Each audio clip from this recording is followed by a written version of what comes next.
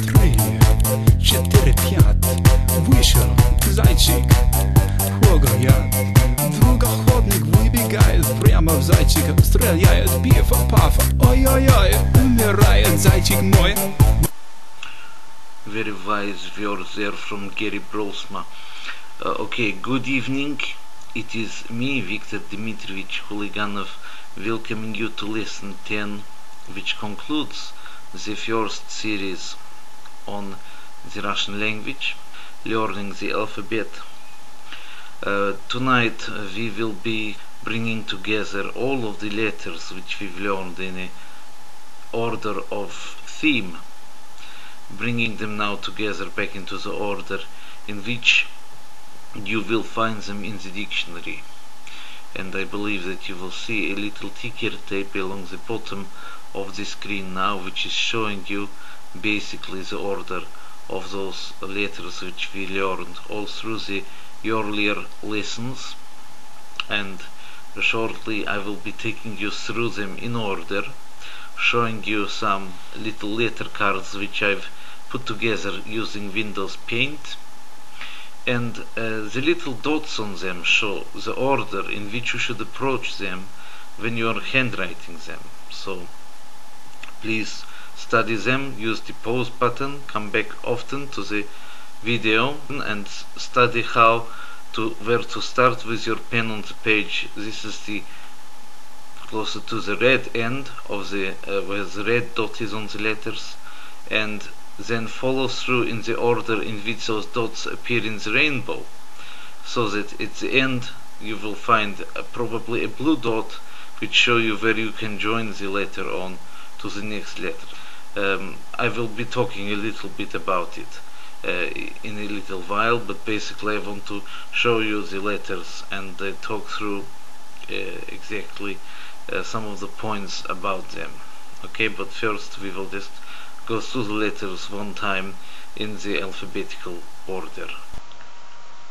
A, B, V, G, D, E, Ё, Ж, З, И краткое, К, Л, М, Н, О, П, Р, С, Т, У,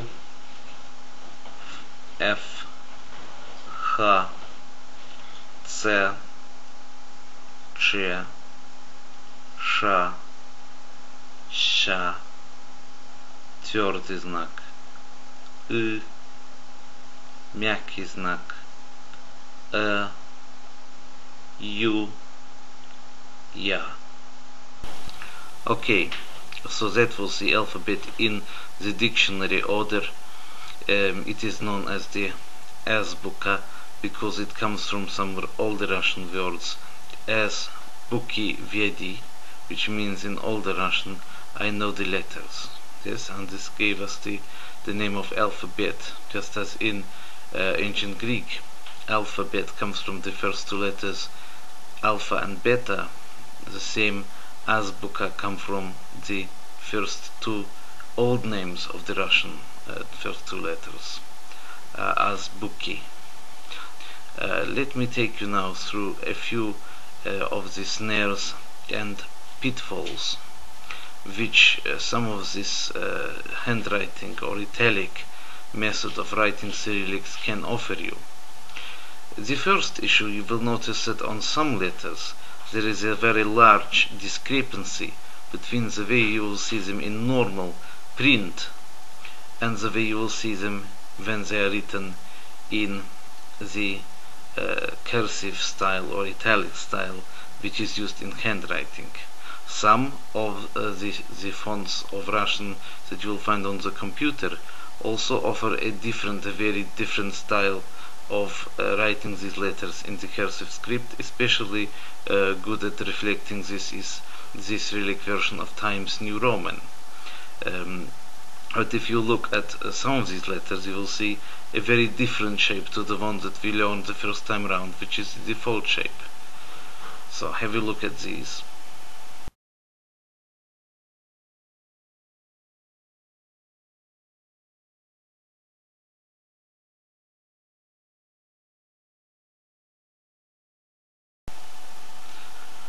And the second issue is that in some cases, in some of the letters of the alphabet, you will notice that it is important, especially when writing the small letter, to put a little hook at the bottom before you get into the letter.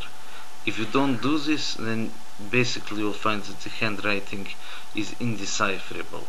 And so it's important not to go into letters like L or Ya or M without taking care to place this little hook at the bottom before you go into the letter.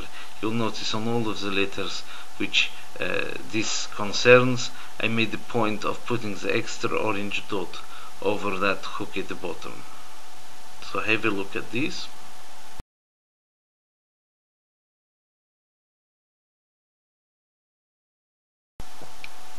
And then thirdly, I would like to bring your attention to the question that in some cases you have like a line either above or below the letter. If you didn't have these lines, and the way that Cyrillics look when they're handwritten, it would look like a lot of squiggles. But putting the lines above and below help you to find where you've got your P, where you've got your sh, and where you've got your T, which are of course quite common letters. So it's good to have the lines above and below. What usually happens is that handwriters of Cyrillics usually get right away to the end of the word, and then they go back and place this line on above or underneath the squiggly part, the main base part of the handwritten line. These are examples of where you will find this, and you should get into the habit of doing the same. Also, Ikratskaya belongs in this class because usually people will go and place their the hat on the Ikratskaya only once they have finished the entire word.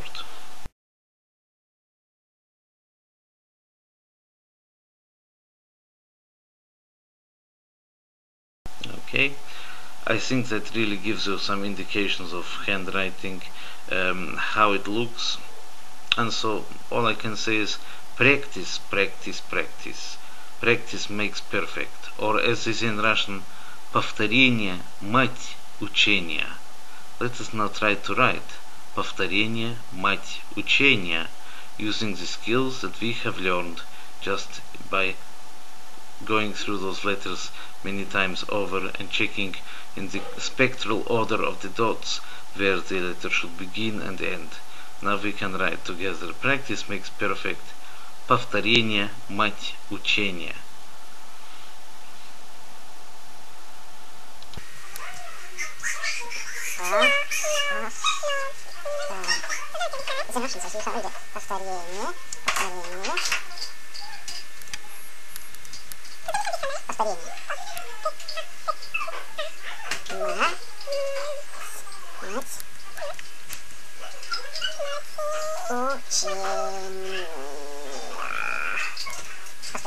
Мать учения.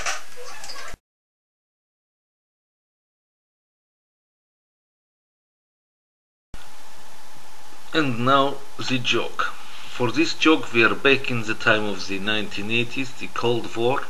Very interesting time. Unfortunately we lost it, but doesn't mean to say we cannot laugh about jokes from Cold War period. Anyway, we have George Bush Senior, not this George Bush, but his father, okay, newly elected, and he wants to know who should be his vice president. And he thinks to himself, I need to get some advice from another head statesperson who have much experience in changing the cabinet, changing the people around them. How to trust a person to be in command. Maybe Margaret Thatcher will help me. So I will ring her up and ask her if she's got any advice for me on how to make a decision, because I want to know whether Dan Quayle will make good vice president or not. So he ring up Margaret Thatcher. It's in the middle of the night. Telephone ring. Margaret Thatcher answered phone, said, "Yes, George. How can I do for you?" And George Bush goes, "Hi, Maggie. I need to ask you a question. Do you have any kind of test that you give to aspiring candidates for political power, the people that you might want to be, for example, your vice president over there in United Kingdom?" "Yes, George. I always ask a question to them. For example, when I wanted to make Geoffrey Howe Foreign Secretary, I said to him, 'Geoffrey, it's my father's son, but it isn't my brother. Who is it?' And Geoffrey Howe said to me, 'It's me, Margaret, it's me.' And I said, 'Very good, Geoffrey, you can be Foreign Secretary.'" "Hey, Maggie, you know, that's fantastic. I'm going to get on the phone right away to Dan Quayle and ask him the self-same question. Thank you very much. Sleep well, you hear?" "Thank you, George, thank you." Puts the phone down and then ring immediately to Dan Quayle. "Hello, Mr. President. What can I do for you?" "Hey, Dan, I'm going to ask you a question. And you got a lot riding on this now, Dan, so be sure to give me a good answer." "Right away, Mr. President." "Listen to me carefully. It's my father's son, but it isn't my brother. Who is it?" "Well, Mr. President, I'll get right back to you on that one. Give me a few moments and I'll just find out for you." "Don't be too long now, Dan. You got a lot riding on this." So off go Dan Quayle. I think, what can I do? What can I do? What can I do here? I don't know what to do. I know. I'm going to ring Kissinger, to Henry Kissinger, and he's got a lot of experience. He will help me. He will give me the right answer. So I ring Henry. "Hello, Henry. It's my father's son, but it isn't my brother. Who is it?" "It's me, Dan. It's me." "Hey, what a stroke of luck. Thanks, Henry." So he rings back to President George Bush, and he says, "Hey, Mr. President, I got the answer for you. It's Henry Kissinger." "No, you fool. It's Geoffrey Howe." It is the way I'm telling them. Okay. And with that, we conclude this series. I would like to wish everybody Happy Christmas. Of course, it is not going to be Christmas during the time when a lot of people will be following this series of Russian alphabet and getting to the end of it.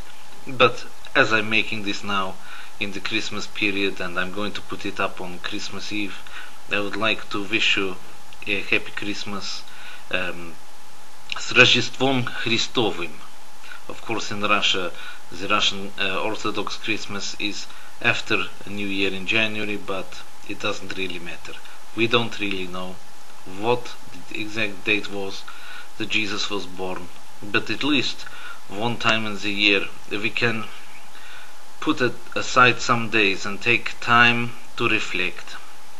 Put aside maybe the commerciality of the season and just reflect that about 2000 years ago and a little bit more, somebody was born who is completely unique. Somebody who has never been the same sort of person born on the face of the earth since the beginning of humanity. Only one person has this identity, this perfectly God and perfectly man, all in one baby. And he grew up and he became the savior of mankind. If you would like to believe on him, he will be your savior. And this is the time of year that we are thinking about when this baby was born, not like any other baby ever before, not like any other babies there will ever be. Is only one Jesus Christ, nothing else, nobody else. And so we put time aside to think about him. I wish you many happy times in the coming year, many times in which you can be thankful, many things to be thankful for to God. And thank you very much indeed for also for following my videos. I would like really to be able to help you more in the coming year. I hope that I will be able to help a lot of people with the Russian language. It's certainly my intention to produce something which is going to help a lot of people and to aid in understanding a little bit more about Russia, making a little bit more the bridge between East and the West, and maybe bringing people a little bit closer together. Thank you very much. Спасибо большое. С Рождеством Христовым. И до свидания. До следующей серии. До свидания. Пока.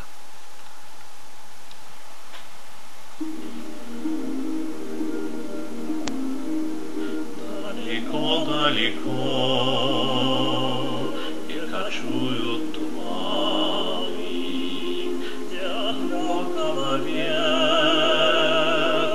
колышется рожь. Ты в родимом краю у степного кургана обо мне вспоминая, как прежде живешь. От далекого друга день и ночь непрестанно, одной и желанной ты все весточки ждешь. От далекого друга день и ночь непрестанно, дорогой и желанный, все ты весточки ждешь. Суд над тобой опрокинулся синий, пишут быстрые реки, сверкают моря. Широко протянулась большая Россия, дорогая отчизна твоя и моя. А тебе, светлоокой, моей зорьке красивой, на далекой границе вновь задумался я. А тебе, светлоокой, моей зорьке красивой, над звездным